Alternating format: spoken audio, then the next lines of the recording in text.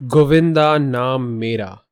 पिछले वीडियो में मैंने 30 मिनट तक इस पिक्चर के बारे में बकबक की और कहानी को शुरुआत से लेकर उस सीन तक कवर किया जहां पे गोविंदा वकील और गोविंदा की माँ आशा उसकी मासी के घर आते हैं।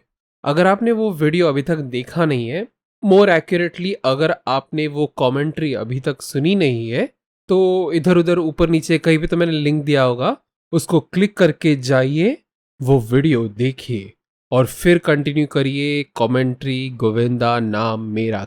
अगर आप बस कैजुअली सुनना चाहते हो तो आप कभी भी कहीं पे भी बस हेडफोन लगा के ये वीडियो प्ले कर दो और सुनते रहो। लेकिन अगर आपको सचमुच गोविंदा नाम मेरा पिक्चर पसंद आई और उसके बारे में बात करनी है या फिर उसके बारे में बातचीत सुननी है, तो मैं रेकमेंड करूंगा कि आप डिज्नी प्लस हॉटस्टार पे गोविंदा नाम मेरा पिक्चर चलाओ और साइड बाय साइड इस कमेंट्री को सुनो, ताकि छोटी छोटी डिटेल्स जिसके बारे में मैंने पिछले वीडियो में बात की है या फिर इसके आगे करूंगा, वो आपको समझ में आए और उतना ही उस पिक्चर की तरफ जो रिस्पेक्ट है, जो अप्रिसिएशन है, वो बढ़े। तो बिना टाइम वेस्ट किए गोविंदा नाम मेरा की कमेंट्री कंटिन्यू करते हैं इस पार्ट 2 में। इस सीन में जब तीनों वापस आते हैं तो गोविंदा अपनी मौसी मतलब मासी से मिलता है और एक इंटरेक्शन होता है। इसमें एक इंटरेस्टिंग बात यह है कि ये वकील का क्या रोल है, मतलब ये है कौन? कोई भी इसको प्रॉपर वकील की तरह कोई ट्रीट ही नहीं करता। जिस इनफॉर्मल तरीके से मासी ने उस वकील के साथ बात की और उसके साथ सब्जी लाने के लिए बोला, क्या मतलब है उसका? मुझे लगता है कि इसका गहरा मतलब है। ये जो वकील है, कौस्तुभ गोडबोले, ये गोविंदा का बचपन का फ्रेंड है और जब से बचपन से केस चल रहा है ना, तब वो ये केस को फॉलो कर रहा है। शुरुआत में तो गोविंदा के पास और मतलब उसकी माँ के पास काफी पैसा होगा, तो वो पैसा खर्च करके उन्होंने अच्छा वकील लिया और केस अच्छे से लड़ने की कोशिश की। लेकिन जैसे साल बीतते गए और पैसे कम होते गए, वैसे जिन क्वालिटी के वकीलों को उन्होंने हायर करना शुरू किया, वो कम होती गई और आखिर में गोविंदा ने अपने दोस्त को ही हायर किया एज अ वकील, क्योंकि उसको पैसा रेगुलर सैलरी की तरह देना नहीं पड़ेगा। इस कैरेक्टर के डेवलपमेंट में एक अच्छी बात क्या है पता है? जितने भी हमने अच्छे पिक्चर देखे हैं ना, ऐसे कॉमेडी टाइप्स जिसमें एक हीरो है मिडिल क्लास, उसका हमेशा एक या दो दोस्त होते हैं जो करीब के दोस्त होते हैं और जो हीरो जो भी करेगा ना, उसको जो भी चाहिए होगा ना, ये दोस्त उसको अरेंज करके देगा या फिर उसकी मदद करेगा। तो दोस्त की बस उतनी वैल्यू होती है। जो सपोर्टिंग एक्टर होता है, जो भी बोलेगा हीरो, वो करेगा। लेकिन इसमें एक डिमेंशन ऐड किया है जहां पर जो दोस्त है कौस्तुभ, वो दोस्त तो है लेकिन इसके साथ साथ प्रोफेशनली वो लॉयर भी है और उसकी एक अपनी आइडेंटिटी है। मेरे ख्याल में जब ये स्टोरी की शुरुआत हुई होगी ना, तब लॉयर का एक अलग कैरेक्टर होगा जो इतना इम्पोर्टेंट नहीं होगा और जो दोस्त का कैरेक्टर इम्पोर्टेंट होगा, और कभी आगे जाके डेवलपमेंट में ये कैरेक्टर्स को मर्ज किया होगा जिससे कि ये स्टोरी और इंटरेस्टिंग हुई। अभी कितना सच है वो तो डायरेक्टर या राइटर ही बता सकता है, लेकिन मेरा ये थॉट है। लेकिन उस वकील का मौसी के साथ जाना सही मोमेंट है रिवील करना कि जो आशा वाघमारे है वो पैरालाइज्ड नहीं है। इस सीन में वो रिवील तो करते हैं लेकिन उस रिवील के बारे में बात नहीं करते। बात किसी और विषय में होती है जिसके साथ एक इमोशन जुड़ा है, क्योंकि उस बेवकूफ वकील ने डाउरी के अलग केस में उनको फंसा दिया। इतना जितना हमने देखा है उससे तो एक चीज अच्छी एस्टैब्लिश होती है कि आशा वाघमारे एक होशियार चालाक औरत है। लेकिन फिर मन में एक विचार आता है कि क्या उसने धोखे से गोपी विश्वकर्मा के साथ शादी की और उसको वो घर आशा निवास खरीदने में मजबूर किया क्योंकि गोविंदा उसके पेट में था तब?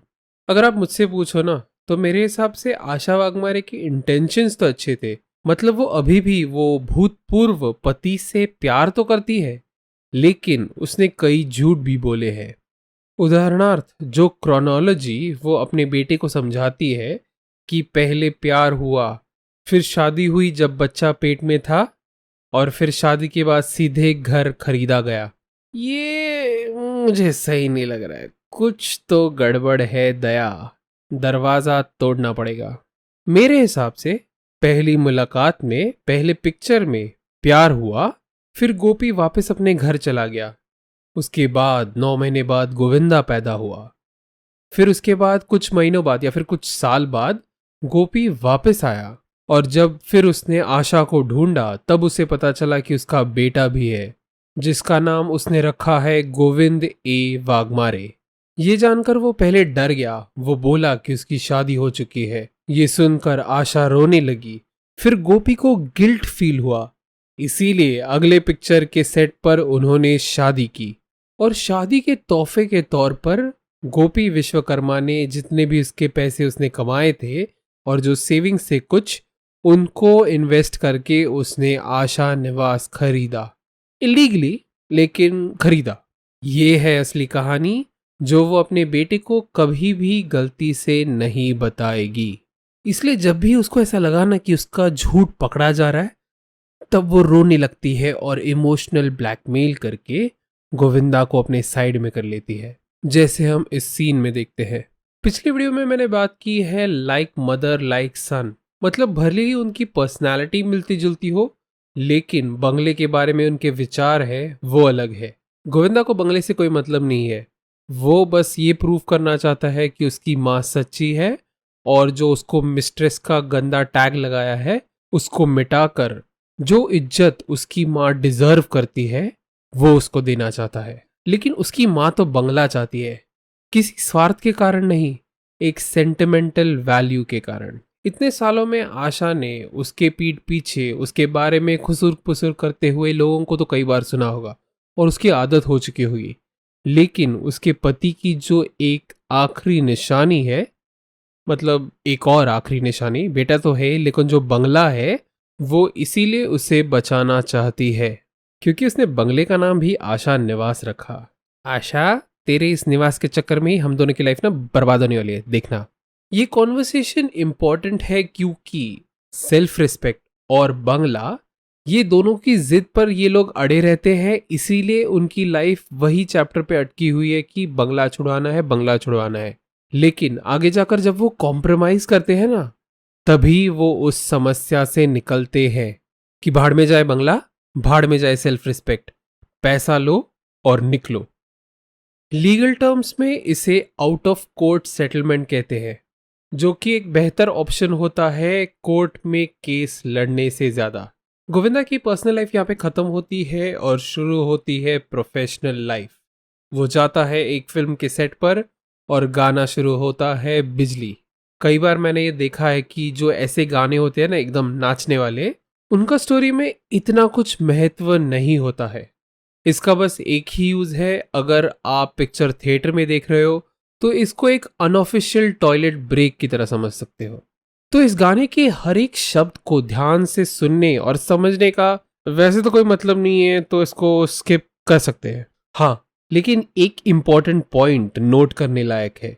पूरे गाने में हम गोविंदा और सुक्कू को नाचते हुए देखते हैं, लेकिन एंड में पता चलता है कि वो बस उनका एक सपना है और एक्चुअल में इस गाने को एक रिकग्नाइज्ड एक्टर लीड कर रहा है। इस केस में रणबीर कपूर, जिसका शॉर्ट लेकिन काफी इंपॉर्टेंट रोल है। इसके बारे में हम बात करेंगे, लेकिन उससे पहले मेरे को एक इंपॉर्टेंट पॉइंट देना है। भले ही हम देखते हैं कि गोविंदा और सुक्कू बैकग्राउंड डांसर्स है और वो अपने आप को कोरियोग्राफर्स समझते हैं या फिर एज अ कोरियोग्राफर्स पिच करते हैं, लेकिन उनके सपने में वो अपने आप को एक लीड डांसर की तरह देखते हैं या फिर कुछ हद तक लीड एक्टर की तरह भी देखते हैं। ये काफी कॉमन होता है फिल्म इंडस्ट्री में। आप किसी भी फिल्म मेकिंग के डिपार्टमेंट का हिस्सा हो, लेकिन अंदर ही अंदर हर किसी को लगता है कि मैं भी एक्टर बन सकता हूँ। इसका कारण ये नहीं कि उनको एक्टिंग पसंद है, उसका कारण ये है कि सबसे ज्यादा पैसा एक्टर को ही मिलता है। चाहे जो भी रास्ता हो, गोविंदा और सुक्कू का दोनों का ये एक ही गोल है कि किसी तरह वो एक्टर बने और अच्छा खासा पैसा कमाना शुरू करे। ये मोटिवेशन काफी इंपॉर्टेंट है आगे जाकर उन कैरेक्टर्स के इंटेंशन समझने के लिए। अच्छा, एक और बात, गोविंदा की गर्लफ्रेंड का नाम है सुक्कू। अब ये कितना भी यूनिक और कैची नाम हो, लेकिन मेरे को नहीं लगता कि कोई भी माता पिता अपनी बेटी का नाम सुक्कू रखेंगे। इसमें इंटरेस्टिंग बात यह है कि हमें पूरे पिक्चर में उसका असली नाम क्या है, सुक्कू का असली नाम क्या है, ये नहीं पता चलता। हो सकता है कि उसका नाम सुकन्या या ऐसा कुछ है और वो महाराष्ट्र के किसी रिमोट विलेज से आती है, लेकिन वहां से वो भाग के आई और जब यहाँ पे काम करने लगी तो अपना नाम बदल कर काम करने लगी और नाम बदल कर रहने लगी। और जब उसने नाम अपना सुक्कू बता दिया तो वो नाम सुक्कू ही रह गया। ये इंपॉर्टेंट पॉइंट नहीं है। गोविंदा का एक्चुअल नेम गोविंद ए वाघमारे है, ये मैंने आपको पिछले वीडियो में बता दिया है। लेकिन वो अपने आप को गोविंदा क्यों बताना चाहता है, इसका भी कारण मैंने बताया कि फिल्म इंडस्ट्री में एक यूनिक नाम हो तो आपको सक्सेस मिलने के चांसेस ज्यादा होते हैं। ये अंधविश्वास है लेकिन ऐसा मानते हैं। लेकिन ये अंधविश्वास गोविंदा के दिमाग में किसने भरा? मुझे लगता है कि ये काम सुक्कू का है। किसने बोल दिया होगा गोविंदा ए वाघमारे, छी ये कैसा नाम है, तुम अपना नाम गोविंदा क्यों नहीं रखते? और क्योंकि गोविंदा मन ही मन सुक्कू को पसंद करता है तो वो डिसाइड कर लेता है कि तब से उसका नाम है गोविंदा। लेकिन गोविंदा को सुक्कू क्यों अच्छी लगती है? मेरे हिसाब से इसके 3 कारण है। पहला, ऑब्वियस वाला, कंपैरेटिवली सुक्कू उसको दिखने में अच्छी लगती है। दूसरा, गोविंदा का जो बाप है विष्णु विश्वकर्मा, वो दिखने में तो इतना कुछ अच्छा नहीं है, फिर भी आशा वाघमारे को उससे प्यार क्यों हो जाता है, कैसे हो जाता है? शायद उनकी जो लव स्टोरी है वो इंटरेस्टिंग है। और जब से गोविंदा पैदा हुआ है ना, तब से उसकी माँ उसको ये लव स्टोरी सुनाती है और गोविंदा को ये पसंद भी है। तो शायद तब से उसके दिमाग में बैठा है कि अगर उसको किसी से प्यार होगा तो वो ऐसी लड़की से जो सेम प्रोफेशन में है। इन दोनों कारणों के बाद फिर भी सुक्कू ही क्यों, ऐसा मन में अगर प्रश्न आता है तो इसका तीसरा कारण है क्योंकि सुक्कू एकमात्र लड़की है जो खुद गोविंदा को भाव देती है और उससे बात करने जाती है। इसके पीछे उसका क्या मोटिवेशन है, अगर आपने पिक्चर देखा है तो आपको पता है। इसके बाद बात करते हैं रणबीर कपूर के कैमियो के बारे में। अगर आपने मेरा फुल रिव्यू वीडियो सुना है तो उसमें मैंने कहा है कि मेरे हिसाब से इस शॉर्ट कैमियो में जो रणबीर कपूर का कैरेक्टर डेवलपमेंट और परफॉर्मेंस है वो उसके पूरे ब्रह्मास्त्र के एक्टिंग से बेहतर है। मैं ऐसा क्यों कह रहा हूं? क्योंकि जब कभी ऐसा कैमियो होता है ना, जब कोई बड़ा एक्टर अपने आप को प्ले करता है, तब उनका परफॉर्मेंस ना एकदम एक अकड़ वाला होता है कि उनको ऐसे लगता है कि मैच भगवान है। लेकिन इस शॉर्ट सीन में रणबीर कपूर के कैरेक्टर को कॉम्प्लेक्स दिखाया है। जैसे ही गाना खत्म होता है वो पानी पीता है और अपना मेकअप चेक करता है। ये करते समय वो गोविंदा और सुक्कू के बीच जो बातचीत हो रही है वो सुनता है। वो सुनता है कि गोविंदा बोलता है कि ये ठीक ठीक ही है, मेरा फेवरेट रणवीर सिंह है। ये सुनकर वो गोविंदा को और सुक्कू को पास बुलाता है। इस केस में उसका एक्सपेक्टेड रिएक्शन है कि या तो वो अकड़ दिखाएगा क्योंकि उसको ठीक ठीक बोला, या फिर कुछ ऐसा प्लान करेगा जिसमें गोविंदा और लड़की फंस जाए और उनके बॉस से उसे गाली खानी पड़े।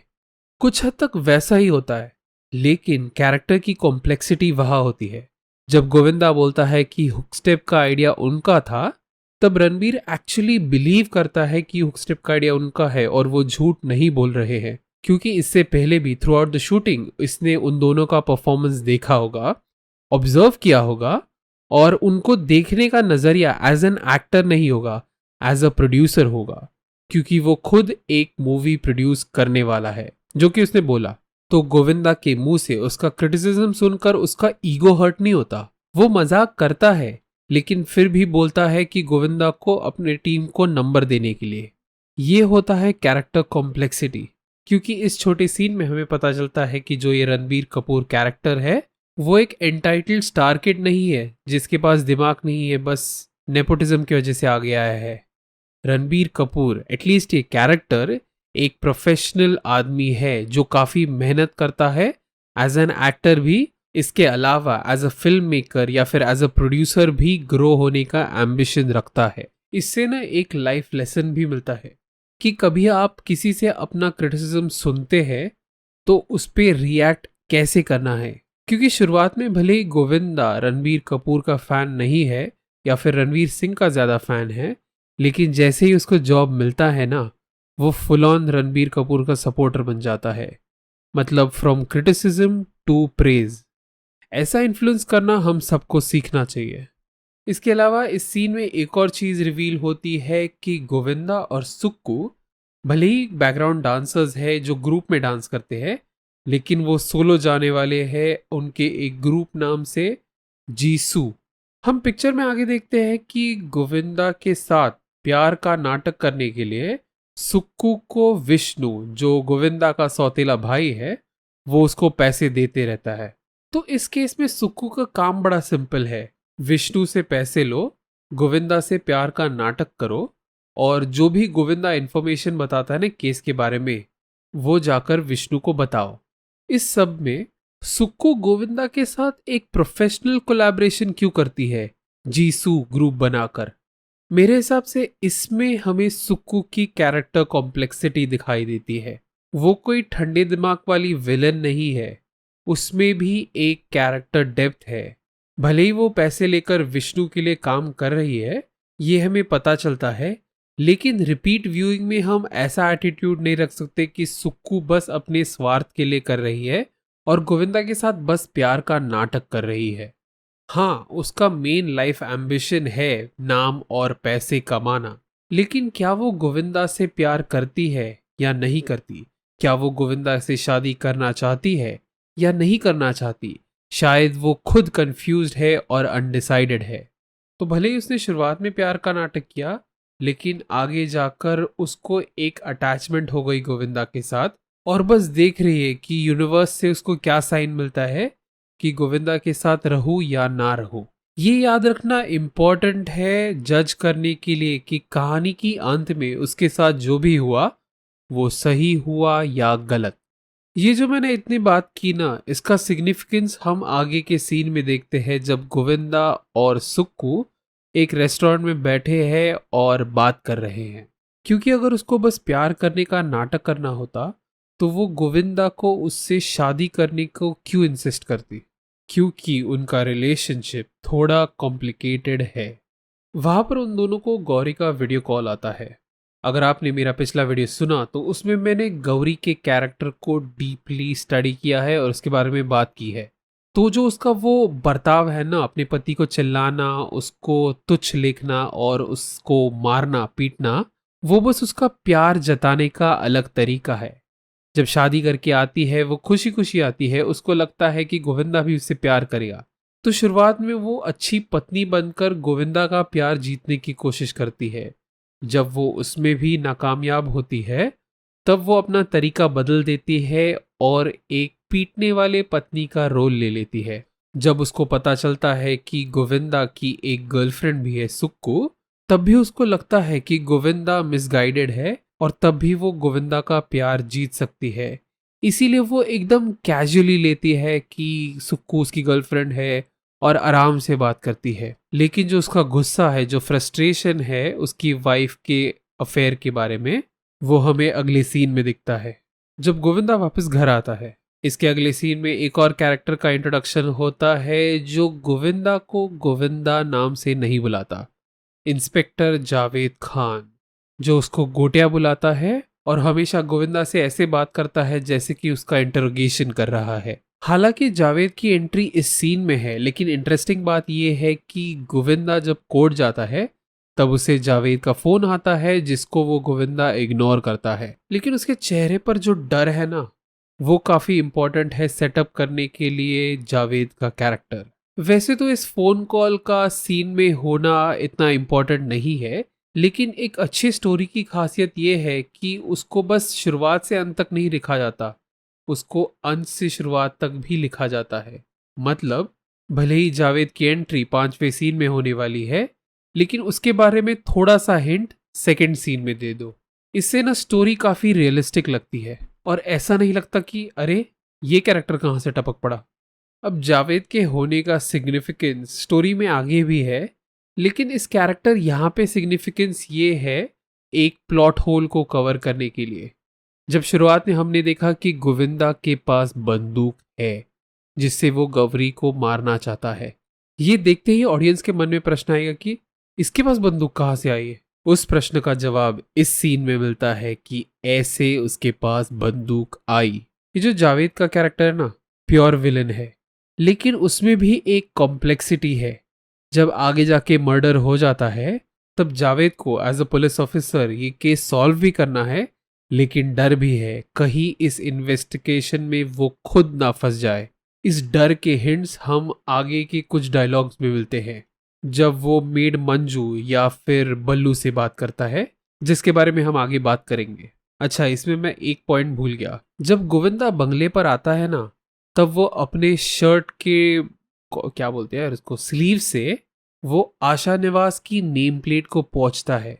ये एक अच्छी स्टोरी राइटिंग है। हमने इसी वीडियो में पिछले सीन में देखा कि जब गोविंदा अपनी माँ के साथ बात कर रहा था तब वो बोलता है कि मुझे घर से फर्क नहीं पड़ता, मुझे तुम्हारी इज्जत प्यारी है। इसीलिए भले ही वो पूरा बंगला गंदा रखता है, जब उसको आशा निवास की नेम प्लेट पर धूल जमाई दिखती है तब वो अपनी शर्ट से इसको साफ करता है। अच्छा, एक बात समझ में नहीं आई, जावेद गोविंदा को बंदूक क्यों देगा? भले ही उन दोनों के पिता करीबी दोस्त थे, लेकिन ये कारण तो नहीं हो सकता कि बस वो बंदूक ऐसे ही गोविंदा को दे दे। ऑब्वियसली गोविंदा ने अगर बंदूक ली है तो वो मच्छर मारने के लिए तो नहीं है, वो मर्डर ही करेगा। और जैसे ही मर्डर होगा जावेद फंस जाएगा, तो वो बंदूक क्यों देगा, वो भी 50,000 डिस्काउंट पे? मुझे लगता है कि जावेद का ये साइड बिजनेस है। वो एक ऐसा पुलिस ऑफिसर है जो काम तो करता है, लेकिन साइड में पैसे कमाने के लिए कुछ गलत धंधे करता है। भले ही इसने बोला हो कि बंदूक जो 2.5 लाख की है वो दोस्ती के डिस्काउंट पर वो उसको 2 लाख में दे रहा है, पर मुझे नहीं लगता कि जावेद ने एक्चुअली बंदूक को खरीदा है 2 लाख में गोविंदा को देने के लिए। ये जावेद का साइड बिजनेस है पैसा कमाने के लिए। जब कभी क्रिमिनल्स पकड़े जाते हैं ना, तो उनसे मिले हुए पैसे, हथियार वो जब्त किए जाते हैं और लॉकर में रख देते हैं। तो जावेद क्या करता है, जो भी ऐसे हथियार है ना उनको वहां से निकाल लेता है और ब्लैक में लोगों को बेचता है। फिर भी अगर गोविंदा उस बंदूक को यूज करेगा तो पकड़े जाने का डर तो है ही ना, फिर भी वो उसे बंदूक क्यों देता है? जैसे हमें पता है कि जावेद गोविंदा को बचपन से जानता है, इसका मतलब उसे पता है कि गोविंदा एक नंबर का फट्टू है। भले ही उसने अपने वाइफ को मारने के इंटेंशन से बंदूक लेने की हिम्मत की हो, वो बंदूक कभी नहीं चलाएगा। इसीलिए जावेद गोविंदा को बंदूक देता है 2 लाख रुपए कमाने के लिए। ये जो भी मैं कह रहा हूं ना, ये सही होने का प्रूफ क्या है? देखो, जावेद ने गोविंदा को गन दी है जो असली है और लोडेड भी है। अगर जावेद को जरा सा भी डाउट होता ना कि गोविंदा गोली चलाकर किसी को भी मार सकता है, तो वो इस तरह गोविंदा के बर्फ पकड़कर उससे पैसे नहीं निकलवाने की कोशिश करता। अभी जावेद का एक्सपेक्टेशन बस इतना है कि गोविंदा किसी तरह 2 लाख उसको दे दे। फिर कुछ महीने बाद गोविंदा बोल दे कि भाई मुझे डर लग रहा है, बंदूक मेरे पास मत रखो, आप ले लो वापस। और वो बंदूक उसको वापस दे देगा और जावेद यही बंदूक किसी और को बेच देगा। ऐसा उसने सोचा होगा, पर वैसा होता नहीं है। ये हम आगे देखेंगे। इसके आगे के सीन में जब गोविंदा ऊपर जाता है तब देखता है कि गौरी के बगल में एक आदमी एकदम सट के बैठा है और वो उसकी दाढ़ी सहला रही है। ये देखकर गोविंदा मन ही मन गुस्सा हो जाता है और अंदर ही अंदर अपने वाइफ को किसी और के साथ देखकर चीटेड फील करता है। क्या ये डबल स्टैंडर्ड नहीं है? कुछ सीन पहले गोविंदा अपनी गर्लफ्रेंड सुक्कू के साथ वैसे ही बैठा था जैसे अब गौरी इस बल्लू के साथ बैठी है। तो जैसे गौरी का वहां पे रिएक्शन था एकदम ठंडा रिलैक्स्ड, वैसे ही यहाँ पर गोविंदा का रिएक्शन होना चाहिए, है ना? नहीं, क्योंकि गौरी यही चाहती है। जब वो अपने पति को सुक्कू के साथ देखती है तब वो गुस्सा हो जाती है, लेकिन गुस्सा दिखाती नहीं है। जैसे ही फोन कट करती है, वो अपने इंश्योरेंस एजेंट मतलब बल्लू को वहां पर अपने घर पे बुलाती है अपने पॉलिसी के बारे में डिस्कस करने के लिए, मतलब उसके बहाने से। लेकिन फिर वो उसे रोक देती है अपने पति को मतलब गोविंदा को जलाने के लिए। उसकी जली हुई शक्ल देखकर उसे समझ में आता है कि अभी भी वो अपनी शादी को बचा सकती है, इसीलिए इस सीन में वो गोविंदा को और छेड़ती है। ये तो क्या मतलब है इसका? क्या गोविंदा अपनी वाइफ से प्यार करता है लेकिन उसी को पता नहीं है? ये सोचने वाली बात है। शायद इसका आंसर वही है जो गौरी इस पिक्चर के एंड में देती है। इट्स कॉम्प्लिकेटेड, क्योंकि ये जो रिलेशनशिप है ना दोनों के बीच में, वो एक हस्बैंड वाइफ वाला रिलेशनशिप है, ना कि गर्लफ्रेंड बॉयफ्रेंड वाला। ऐसा जरूरी नहीं है कि हस्बैंड वाइफ एक दूसरे से बेहद प्यार करते हो, लेकिन वो एक दूसरे से मैरिड इसीलिए है क्योंकि वो एक दूसरे के बिना नहीं रह सकते। एक अजीब तरीके से वो केमिस्ट्री इन दोनों में भी दिखती है। शायद इसीलिए गौरी को लगता है कि अगर वो किसी तरह सुक्कू को गोविंदा की लाइफ से हटा सके तो वो अपनी शादी बचा सकती है, क्योंकि एक लड़की का सही कैरेक्टर जजमेंट दूसरी लड़की ही कर सकती है। इस केस में सुक्कू का कैरेक्टर जजमेंट सही से पहले तो गौरी करती है और दूसरी गोविंदा की माँ, जो हम एक आगे के सीन में देखते हैं। जो इंश्योरेंस एजेंट बल्लू है वो गौरी का बॉयफ्रेंड नहीं है। इसका शो डोंट टेल हिंट हम इस सीन में देखते हैं जब वो दोनों सोफा पर बैठे हैं। अगर वो सचमुच एक दूसरे से प्यार कर रहे होते ना तो वो पूरे सोफा की जगह लेकर बैठते। लेकिन हम देखते हैं कि गौरी सेंटर में बैठी है, लेफ्ट में बल्लू बैठा है और राइट साइड में एक गैप रखी है जो भले ही गोविंदा वहां पे नहीं है वो गोविंदा के लिए रखी है। ये एक सटल साइकोलॉजिकल इंडिकेशन है ऑडियंस के लिए कि गौरी बस दूसरे आदमी से प्यार करने का नाटक कर रही है अपने पति को जलाने के लिए। इसका एक और दूसरा कारण है लेकिन वो हमें आगे जाकर पता चलता है। गोविंदा जलकर राख तब होता है जब वो नाचते नाचते गिर जाता है और गौरी उस पर ठहाके मारकर हंसती है। अगर ये पिक्चर डार्क कॉमेडी या फिर थ्रिलर होती ना तो गोविंदा के गौरी को बंदूक निकालकर मारना ये एक एक्चुअल सीन होता और ये कहानी का मिड पॉइंट होता, जिसका उदाहरण हम एक दूसरी पिक्चर में देखते हैं, फ्रेडी नामक, जिसमें वो मेन कैरेक्टर एक आदमी को अपनी गाड़ी से उड़ाता है। लेकिन क्योंकि ये सिंपल कॉमेडी है गोविंदा बस अपनी वाइफ को मारता है और फिर बोलता है आइस लोगे बल्लू, और उसका सपना टूट जाता है। इस सीन के बाद एक नया चैप्टर शुरू होता है सिक्स पैक सैंडी का।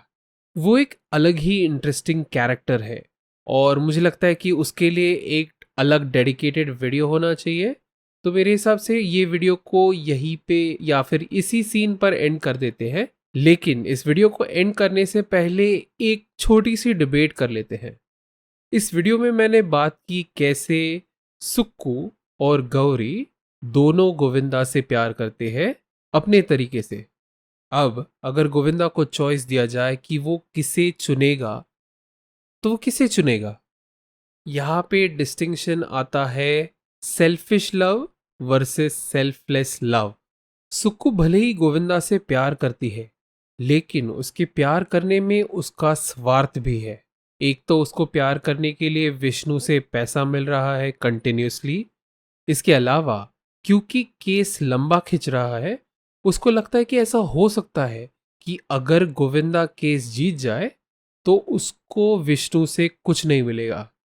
तो अगर वो गोविंदा से प्यार करती रहे और शायद अगर गोविंदा से उसकी शादी भी हो जाए तो वो 150 करोड़ के प्रॉपर्टी की मालकिन हो जाएगी और आगे जाकर उसका प्रोफेशनल करियर स्मूथ हो जाएगा। इसमें उसका स्वार्थ है लेकिन वो गलत नहीं है क्योंकि उसके अलग प्रॉब्लम्स है। वो घर से भाग के आई है, अकेले रह रही है, ये मैं अज्यूम कर रहा हूँ। लेकिन इसके अलावा 8 साल से ये इंडस्ट्री में स्ट्रगल कर रही है, फिर भी उसको ढंग के पैसे नहीं मिल रहे। ऐसे पॉइंट पर आकर अगर वो अपना स्वार्थ देखे तो उसमें उसकी कोई गलती नहीं है। इसके कंपैरिजन में जो गौरी है, जो वाइफ है, भले ही उसका बर्ताव अपने पति की तरफ सही नहीं है, वो उसके ऊपर चिल्लाती है, उसको पीटती है, उसको नौकर की तरह ट्रीट करती है, लेकिन वो जो भी करती है ना निस्वार्थ भाव से करती है। उसके पापा ने शादी में 2 करोड़ खर्च किए। वो खुशी खुशी अपना शहर छोड़कर मुंबई आई और ऐसे खंडर में रहने लगी। फिर भी उसकी कोई कंप्लेंट्स नहीं है। जो भी वो करती है वो गोविंदा का प्यार पाने के लिए करती है और उसके फायदे के लिए करती है। ये अंतर होता है एक पत्नी और एक गर्लफ्रेंड में। अच्छा, जाने से पहले मन में बस एक विचार आया इसलिए व्यक्त कर रहा हूँ। गौरी को हाउसवाइफ दिखाया है, फिर भी अगर मैं आपको पूछूं क्या लगता है आपको गौरी का एजुकेशनल क्वालिफिकेशन क्या होगा? आपका जो भी उत्तर है कमेंट्स में बताइएगा। बस मैं वीडियो यहीं पे ख़त्म कर रहा हूँ। पार्ट 3 के साथ हम कहानी कंटिन्यू करेंगे। तब तक के लिए अस्थिर चित्र चैनल पर बने रहिए। धन्यवाद।